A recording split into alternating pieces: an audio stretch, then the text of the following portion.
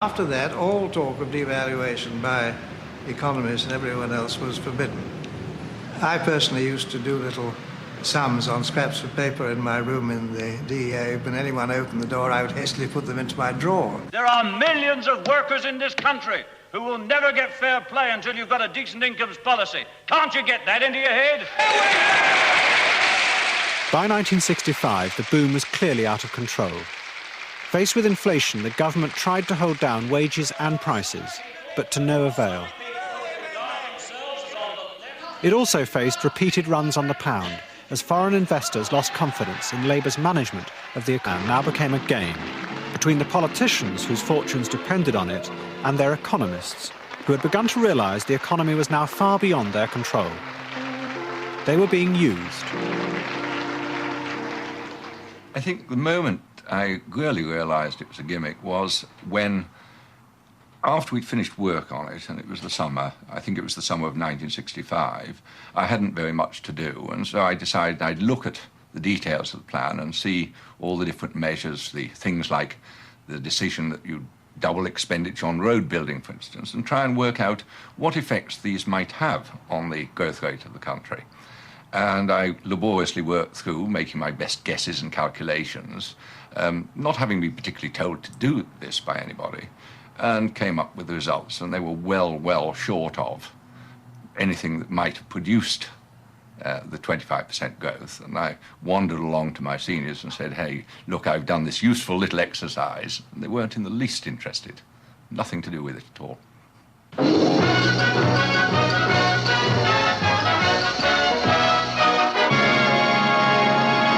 The fight for the pound is on. After last week's depressing trade figures and the rise in the bank rate, after a weekend of growing speculation and 3 days of shoring up the pound in the foreign exchange market, Mr. Harold Wilson himself cried stop. What went wrong was that foreigners who held the pound decided in unison that Britain was no longer to be trusted. There was a wave, there was a mood. And what the government has done is to respond to the mood by producing something which demonstrates a will to deflate this economy, which is bound to crush it, in my view. In other words, we're condemned to no growth. The attempt to plan growth had failed. Britain was left with little expansion and political disaster. Most economists blamed it on the government's failure to devalue. Few asked whether the weakness of Britain's currency was really a symptom of something much deeper, far beyond the power of their techniques to deal with.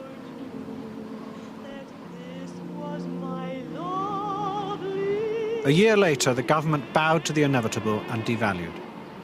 But it was far too late. The economy had long ago come juddering to a stop.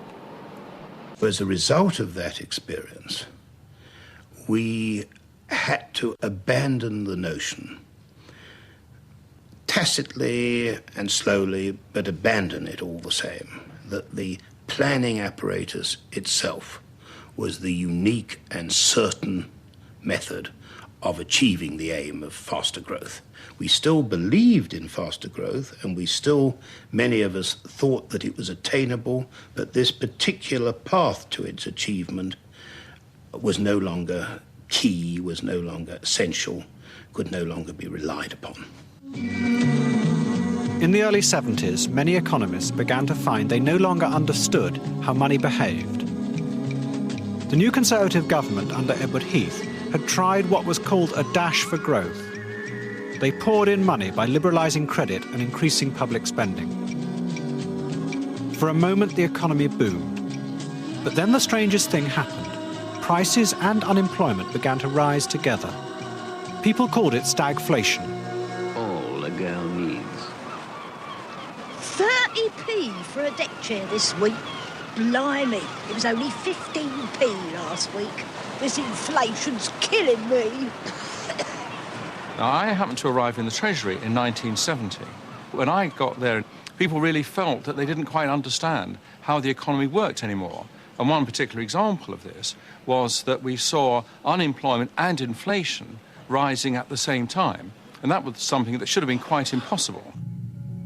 While this was going on, there, sitting in Chicago, in the States, were the monetarists, who said, no, we know perfectly well what's going on. We can explain it. You've been led astray by your Keynesian beliefs, and we can explain precisely what's going on, and it's all to do with the growth of the money supply. I and people who believe the way that we did were saying that a continuation of the policies was going to lead to higher inflation and more unemployment. It represented a recognition that fine efforts to produce paradise on earth were producing something very different than what was intended. Friedman argued that any attempt to put money into the economy to make it grow was doomed to failure. But he was not challenging the idea of the economy as a predictable system, only how it worked. He considered his laws were as powerful and objective as those of the physical sciences. It was scientific. Inflation is not a communist phenomenon. It's not a capitalist phenomenon. It's a printing press phenomenon. That's a scientific statement. And you will only have inflation if the quantity of money increases more rapidly than output. You can only stop inflation by slowing down the rate of monetary growth. Monetarism offered an attractive technical explanation for the problem of inflation. But from it would come in less than 10 years another scheme for Britain's salvation. A set of scientific rules which, if the politicians followed them correctly, would create the right conditions for economic growth.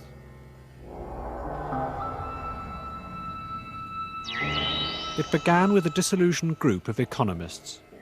They included two influential journalists, Peter Jay of The Times and Sam Britton of The Financial Times. We were found to be stimulating and interesting, which are the English words for damning people, and we were always regarded as good for a puzzling interlude in a program such as this. Of a complete runaway inflation and an internal collapse of confidence in the currency. I think, Mr. Britton, that's an exaggeration when you start talking about runaway inflation in Germany after the First World War. I think, quite frankly, that that's an exaggeration that can't be sustained by anyone. But I think... Can we stay on our home ground for a moment? Yes. If there was one place where we tended to bump into each other, it was the Institute of Economic Affairs.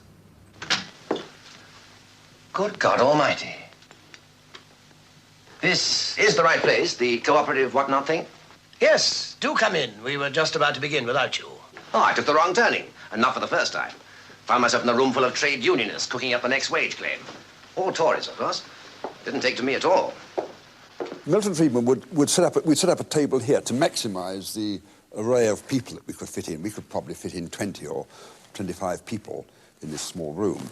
And he would develop his argument briefly, very emphatically, in strong form. And he would say, if you want details of this and particular episodes in American history, I can go back to that. And then the discussion would take place. To start with, I must admit, I didn't believe the monetarists for a moment. This seemed totally implausible. This was the sort of economics that I'd been told to discard for all the time I'd been learning economics. It was a joke, really. It wasn't to be taken seriously. Whatever else one used to explain inflation, it wasn't the money supply. Bit far-fetched, perhaps. You couldn't see it happening in real life? Oh, I wouldn't go as far as that. Life's always surprising me.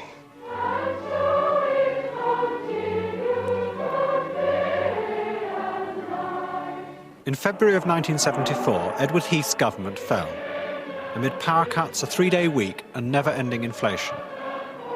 They were direct consequences of his crude dash for growth. The time was ripe for the monetarists, in particular Alan Walters, a professor from the London School of Economics. He began to attract both press and politicians with apocalyptic warnings of what was to come. A reduction in output, an increase in unemployment, and at the same time, rampant inflation. Inflation of the order of perhaps 30%, perhaps even increasing as we go on. There is a real danger of hyperinflation. Alan Walters had snubbed me when I went back to meet old friends. Once the government fell and I was back as a member of Parliament without a government post. And Alan Walters refused to shake my hand. He said, "You've been debauching the currency. Why should I welcome you back?" And I started to rethink what we'd been up to, and a fellow called Alfred Sherman was very influential in convincing me. He used to say, don't you know,